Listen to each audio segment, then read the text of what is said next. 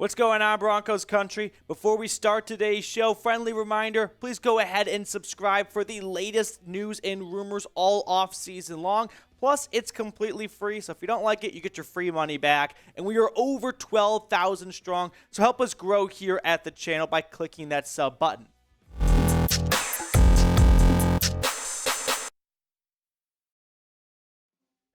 Coming up on today's show, I've got 13 backup quarterback options for Russell Wilson and the Broncos. 5 via free agency, 5 via the draft, and 3 via trade. Now, why are we talking about the backup quarterback position? Well, I don't think Sean Payton is ready to bring back Brett Rippon and just hand the job over to Russell Wilson for the entire season without some sort of Plan B in place. At least that's what Gregg Rosenthal from NFL.com wrote up. Here's what he said. The Broncos are in a weird spot with a roster ready to win now if they can improve their quarterback play. Enter Sean Payton. The first priority will be to attempt to improve Wilson's performance because his contract makes it nearly impossible to move on from him. I'm skeptical even Payton can get Wilson to be better than average at this point. So, it's not too early to start working on Plan B. Dun, dun, dun! Listen, Sean Payton took this job with the understanding of if he can't save Russell Wilson, he's not going to get fired for doing so. Otherwise, no one would really take this job. So, while Sean Payton definitely wants to resurrect Russ and get him back to where he was, like when he was with the Seattle Seahawks, I think he's probably already thinking about what backup options can I make this season? Because I know I'm stuck with Russ for 2023, probably 2024. But if I can find a better backup that can maybe push him a little bit, get the best out of Russell Wilson, or if Russ just continues to stink and I want to pull the cord on it because Hackett was too afraid to do so at times last year, well, let's talk about that. So some free agent quarterbacks that I think are realistic. I don't think they're going to go get a Jimmy Garoppolo.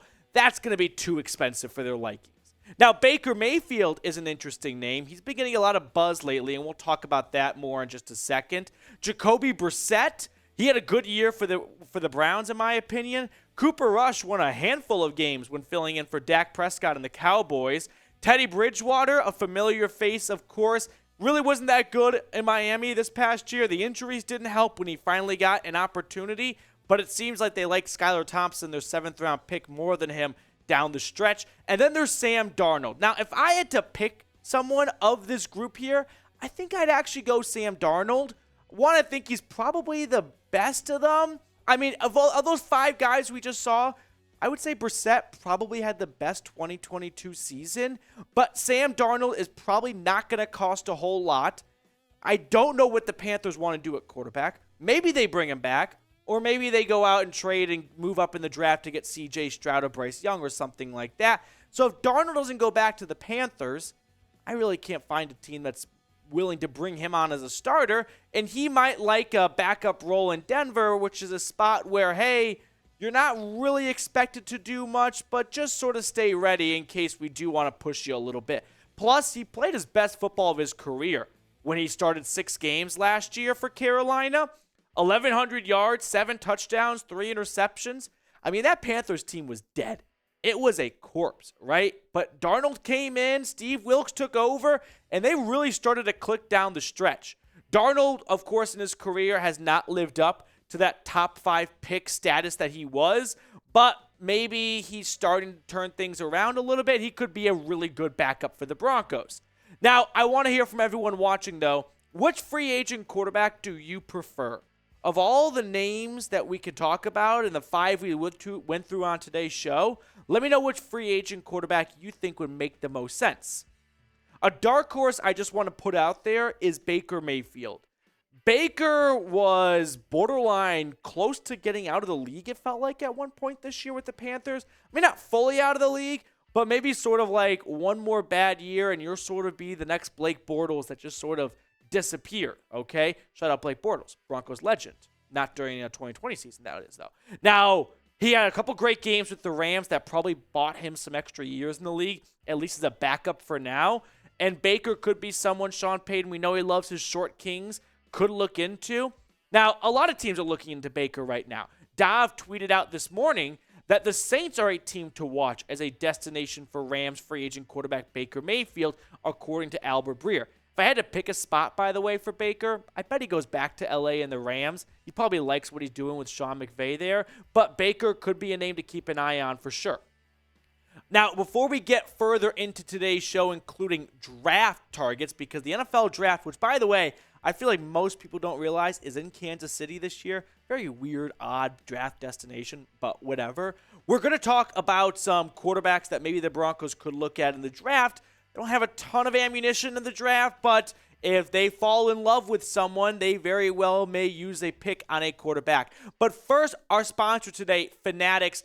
We'll get the hoodie on screen for you in just a second. It's an awesome deal. It's 25% off. It's still cold. It's still chilly. It's still February right now. Plus, you're not going to see deals like this forever, which is why you got to jump on it. Use the link, chatsports.com/BroncosZip. I put that link for everyone in the comments and the description of today's show. If you love this hoodie, I know producer Tex likes it. He's not even a Broncos guy, but he's like, the hoodie fucks. So if you want to, rock out with this hoodie on, get it today, chatsports.com/BroncosZip. Now, when we talk about drafting a quarterback, I think it's always important to start the conversation with what draft picks does Denver have? And right now, they only have 6. They might make some more trades to acquire some picks, but if they choose to draft a quarterback, that is one of their 6 precious picks, only 2 of which are even top 100, both coming in the 3rd round. So it would be a seismic move if they decide to invest one of their 6 picks, none of which are early on, by the way. So those 3rd rounders really have to count, same for the 4th and the 5th, on a quarterback. Now, some draft targets to watch out for. I'm not going to even engage in the Bryce Young or CJ Stroud category because they're nowhere near being able to select one of those guys.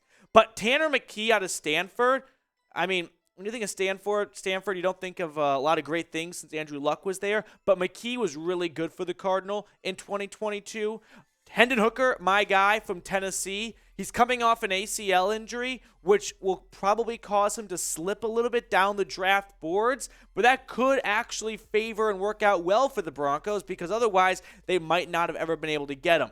Aidan O'Connell out of Purdue, I'm a fan of. He's a good starting point. He's got a lot of great characteristics to his game. He just needs an overall lift across the board. Jaren Hall, can't remember who it is. Someone said he could be the next Patrick Mahomes. That guy deserves to get fired. But he does have a wild arm, and maybe Denver views him as a project to sit behind Russell Wilson for a year or two and take over. And then there's Jake Haener out of Fresno State. The guy just spread the football all over the field for the Bulldogs. He's going to be a day 3 draft pick. Wouldn't be shocked if Denver goes his direction. My number 1 guy, though, call me biased. It's for my alma mater. It's Hendon Hooker. I mean, he was lighting the world on fire his 2 seasons in Knoxville. He was a Heisman candidate down the stretch. Unfortunately, it came down to an ACL injury in Columbia, South Carolina, one of which I'll never emotionally fully recover from. But this past season, 27 touchdowns to 2 interceptions. He is great with his legs, but he's not too reliant on his legs, which sometimes quarterbacks can get burned in the NFL when they discover, whoa, NFL defensive ends are way faster than the defensive ends that I played against at Vandy and Mizzou. So I like that Hooker is a good pocket passer, and he has great downfield accuracy. A sleeper candidate, though, is Jaren Hall. When pro days and the combine start rolling around, he's going to go way up when scouts get one look at the way that he can just effortlessly flick the football 60 yards down the field. We see this a lot, though. I remember seeing that from Zach Wilson and Sam Darnold. So, pump the brakes on guys that just have crazy arm talent. But Jaren Hall could be someone maybe they decide, let's have him sit behind Russ for a season or 2 because we're stuck with him for at least 1 more, probably / definitely 2. Could be developmental pick. Wow, that word just would not come out. But I want you all to vote in the comment section what you think the Broncos should do in the draft. Should they draft a quarterback? Yes or no? Sound off down below what you think the Broncos should do at the quarterback spot when draft day rolls around. My take when it comes to drafting quarterbacks is I think all 32 teams, or at least really close to it, with the exception of even the Patriots were drafting quarterbacks for crying out loud. But with the exception of the Chiefs, although with Chad Henne retiring, they need a new backup. The point I want to make, though, is that every team should draft a quarterback every single season, right? It's just the most important position in all of sports. Even if it's a 6th or 7th round pick, it's worth a dart, right? It's worth a flyer on maybe hitting a bullseye and completely turning your franchise around because it just has that much weight to it. So I think all teams should always pick a quarterback, regardless of what their quarterback status really is. I mean, there are a lot of great quarterbacks on teams that have witnessed their team pick a quarterback in round 6 and 7. Mostly those teams are in contingency plans in case of an injury, but if they see a guy they like, they view it as one of the most important positions in sports, so why not take a chance on someone if they think he might have that it factor? So now let's switch gears and talk about trade options. Let's say the Broncos don't want to go through free agency to find a quarterback. They don't want to draft a quarterback with one of their 6 picks. They want to trade for a quarterback. I view this option as the least likely of the 3. Why? They don't have a ton to give up. They've already traded for one quarterback. It's not going to be a good look for George Payton if he has to go trade for another quarterback to back up the one that hasn't worked out so far. But it is the NFL offseason. Anything's possible. So if I had to think of 3 trade targets, Trubisky from the Steelers could easily be moved. It's Kenny Pickett's season now in the Steel City. If Pittsburgh is willing to give him up for a future 7th round pick just to kind of get something for the guy, that could be an option. Jarrett Stidham is a long shot because that would be an interdivision trade. But again, if he doesn't have a high asking price, which he got traded to the Raiders for a 7th round pick if memory serves correct, maybe they decide if they find someone else in free agency, if they get Aaron Rodgers or something like that, they go, well, to hell with Stidham, you could have him for anything. And then finally, there's Zach Wilson. I don't think he'll ever... He's not going to go to Denver, I'm pretty sure. But in terms of just him getting traded in general, I think he'll end up staying with the Jets this season.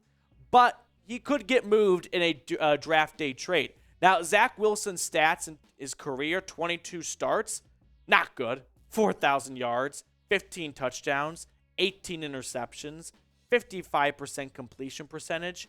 But if the Jets just kind of want to move on from him because it hasn't worked out, and they'll trade him for a 6 or something like that, well, maybe George Payton goes, that's just too good a value to pass on. Because he might not be good right now, but if Sean Payton's already thinking plan B, and we can get a former 2nd overall pick for a 6th rounder, have him sit for a season or 2, maybe then Denver decides, oh, that might be something too good to pass up on. That's really the only way I see that happening. It's a long shot, no doubt about it. I appreciate everyone for tuning in, making us a part of your day. We'll sign off now and see you guys later with more Broncos news and rumors.